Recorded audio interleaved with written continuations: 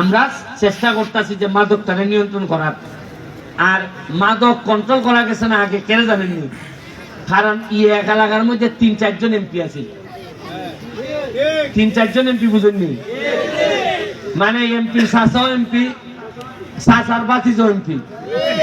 এরপরে মাদকে ধরেন আমি ব্যারিস্টার সুমন, ওকা ধরেন প্রশাসনে আইয়া খুঁজবো কিতা যে, বা যারা ২ নম্বর লোক এরা খুঁজবো কিতা যে তারে ম্যানেজ করতে গেলে কিলারে খুঁজা পাওয়া যায়। আমার আশেপাশে আমার নিয়ন্ত্রণ করতে পারে সেটাই আমারে ধরেন, তাই না আমার নিয়ন্ত্রণ করতে হবে। এরা বুঝে লইব যে ইলারে গিয়ে যদি আমরা রাইট ম্যানেজ করে রাইতে তো ব্যারিস্টারকে ম্যানেজ করে দেবো। আগের যে গেলা হইছে এটা হইলে গিয়া লোক খারাপ বা বালা হইতার না, কিন্তু বিষয় হইলে গিয়া অন্যরা নিয়ন্ত্রণ করে এলাকাটার একবারে ১২টা বাজায় ছেড়ে দিচ্ছে। আমি আপনারা কয়ে যেতেছি ইটা আমার নাই, আমার শাসও নাই। আল্লাহ যে বাঁচাইছে কোন শাসে নাই, আমার কোনো বাইকনা ইটাত নাই। একবার আমি পুরা নিজের জানটা বুঝি বুঝাইছি, আর এর লাগে আমার ইটা নাই, কোনো ডিস্টারবেন্সও নাই।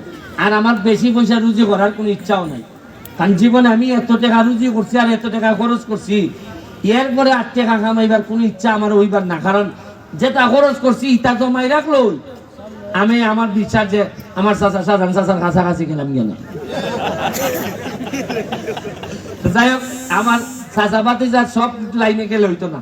চাচাই যেহেতু কিছু এমনি পয়সাও আছে, আবার মানুষের সেবাও করতেছেন, আর বাতি যা পুরা ওই সেবার থাকতো তাইলে হয়তো কিছু মানুষের উপকার ঠিক মতো করে যেতে পারবো না। আমি পরিশেষে আপনারা লেগে দোয়া কইরা আর গান কিলা গাইব। বাদন নেই আইসে নি বাদন? হ্যাঁ, দুলাভাই আইছে, এটা একটা গান নেওয়া লাগে, তাড়াতাড়ি সাইডে দিয়ে মিটা আপনারা লেগে দোয়া রইল। Thank you. জয় বাংলা, জয় বঙ্গবন্ধু।